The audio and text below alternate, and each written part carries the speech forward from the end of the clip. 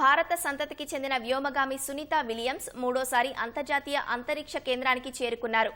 Space స్టేషన్కు చేరుకున్న అనంతరం డ్యాన్స్ చేస్తూ ఆనందం వ్యక్తం చేశారు. సునీతతో పాటు మరో వ్యోమగామి బుచ్విల్ మోర్లు కూడా బోయింగ్ స్టార్ లైనర్ వ్యోమనౌక ద్వారా గురువారం ఐఎస్ఎస్ కు చేరుకున్నారు.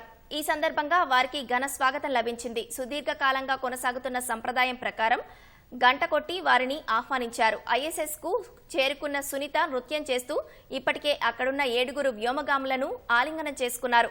ఐఎస్ఎస్ లోని వ్యోమగాములందరూ తమ కుటుంబ సభ్యుల్లాంటి వారన్న సునీత వారిని కలిసిన సందర్భంగా వేడుక చేసుకుంటున్నట్లు తెలిపారు.